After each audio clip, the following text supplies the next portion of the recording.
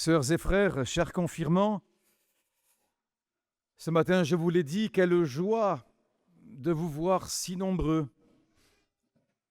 400 adultes qui demandent la confirmation, 400 visages, 400 histoires, 400 chemins parfois cabossés, parfois lumineux, mais tous traversés par une même soif, celle de Dieu.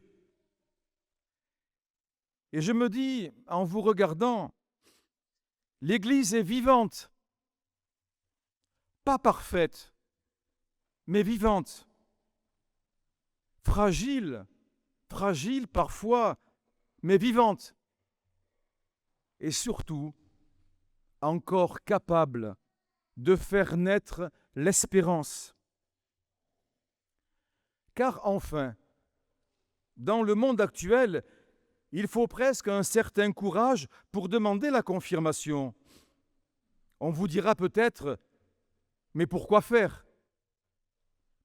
Et vous pourriez répondre avec simplicité, parce que j'ai besoin d'un souffle plus grand que moi pour vivre.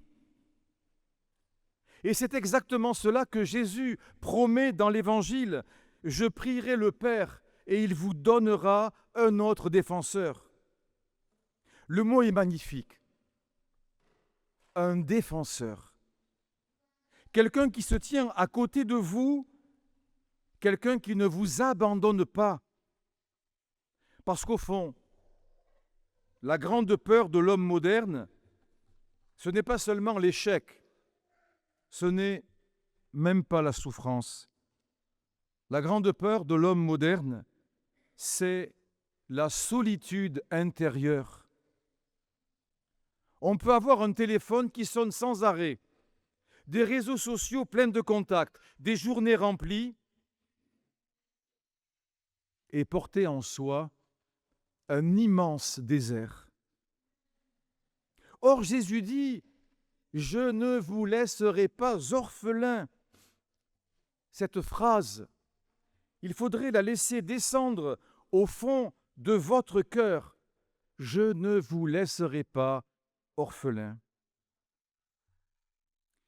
Il y a dans notre assemblée des personnes qui ont connu des blessures familiales, des séparations, des deuils, des fatigues de vivre. Certaines et certains ont traversé des nuits profondes. D'autres ont mis des années avant d'oser revenir vers l'Église. Et peut-être même que quelques-uns se demandent encore intérieurement, est-ce que Dieu peut vraiment faire quelque chose de ma vie? Eh bien, la réponse de l'Évangile est claire. Oui. Regardez Philippe dans les Actes des Apôtres. Il arrive en Samarie. Ce n'est pas un territoire facile. Les blessures religieuses y étaient nombreuses. Les divisions aussi. Pourtant, il annonce le Christ. Et le texte nous dit, la joie régnait dans cette ville. Voilà un des fruits de l'Esprit Saint, la joie. Et dans cette première lecture, nous avons assisté presque en direct à la première confirmation. Ils avaient été baptisés et ils n'avaient pas encore reçu l'Esprit Saint. Pas de problème. Les apôtres arrivent, leur imposent la main, ils sont confirmés, ils reçoivent l'Esprit Saint. Ça se rapproche de ce que vous allez vivre très bientôt. Et dans cette situation, il n'y a pas d'euphorie superficielle, il n'y a pas d'optimisme forcé, mais cette joie profonde qui peut coexister avec les larmes. J'ai souvent remarqué cela dans la vie chrétienne. Les personnes habitées par l'Esprit Saint ne sont pas forcément celles qui ont la vie la plus simple. la vie la plus facile. Mais ce sont souvent celles qui gardent une lumière dans leurs yeux. Parce que l'Esprit Saint ne supprime pas toutes les tempêtes. Il empêche simplement que nous coulions comme Jésus qui saisit la main de Pierre alors qu'il commence à s'enfoncer dans la mer. Et je crois que beaucoup d'entre vous en ont déjà fait l'expérience, celle d'avoir été sauvés des eaux, peut-être par une rencontre, peut-être dans un silence, peut-être dans une prière maladroite, peut-être dans un pardon reçu, alors que vous pensiez tout avoir perdu. Oui, mes amis, l'Esprit Saint travaille souvent discrètement. Il n'aime pas faire du bruit autour de lui. Il ressemble un peu à ces braises sous la cendre. On croit le feu éteint, et puis un souffle arrive, et tout recommence à brûler. Je vous l'ai dit ce matin, la confirmation, ce n'est pas recevoir une décoration religieuse. Ce n'est pas un diplôme de chrétien adulte. C'est accepter que Dieu, par son esprit, mette son souffle dans votre faiblesse. Et cela change tout.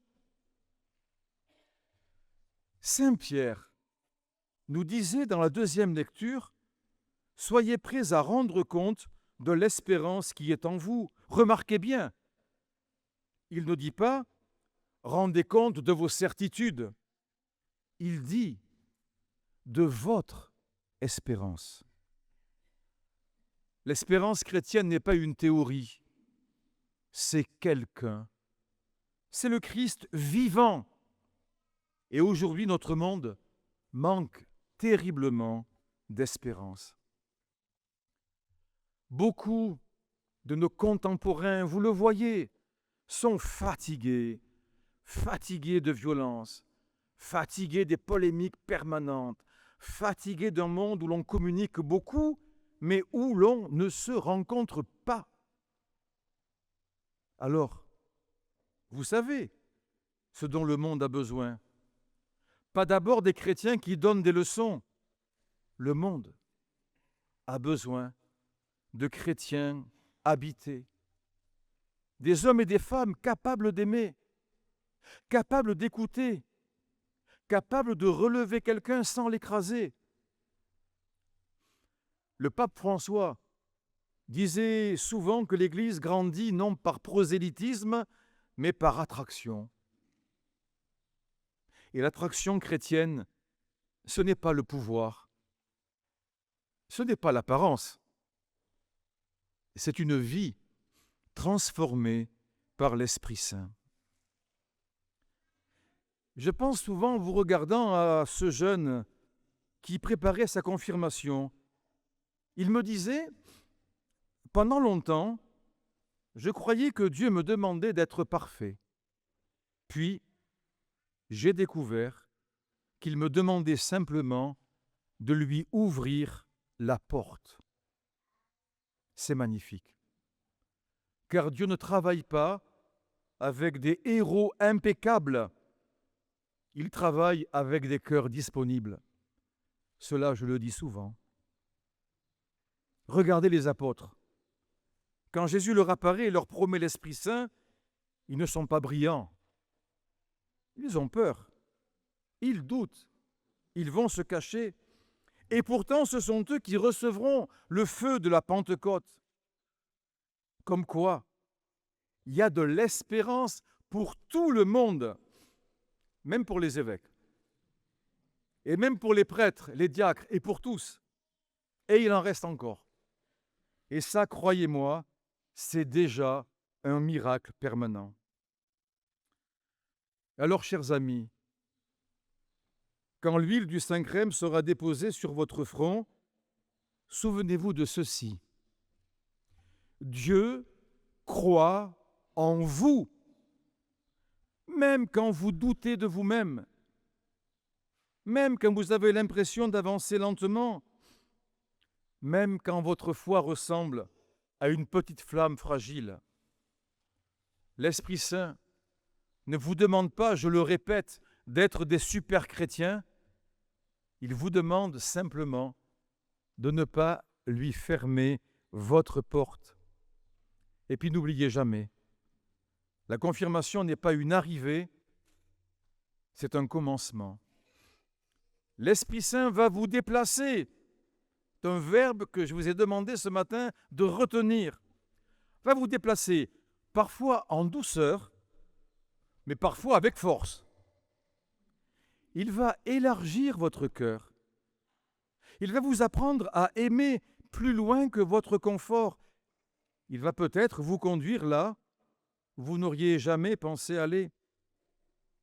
Et un jour, sans même vous en rendre compte, vous deviendrez pour d'autres ce visage fraternel qui leur donnera des raisons de croire, d'espérer, de vivre et d'aimer. Alors, en terminant, je voudrais nous tourner vers Marie, parce qu'elle est la femme de Pentecôte. Elle est là, silencieuse, au milieu des apôtres. Elle ne prend pas toute la place. Elle ouvre simplement l'espace pour l'Esprit. Marie connaît nos lenteurs, nos peurs, nos hésitations, mais elle sait aussi que Dieu peut faire des merveilles avec une vie offerte. Alors ce soir, nous pouvons lui dire simplement, Marie, toi qui accueillis l'Esprit Saint avec confiance, apprends-nous à dire oui. Quand notre foi vacille, garde-nous dans l'espérance. Quand notre cœur se ferme, ouvre-le à la tendresse de Dieu. Et fais de chacune et de chacun de nous des disciples joyeux, humbles et courageux, porteurs de cette lumière du Christ dont notre monde a tant besoin. Amen.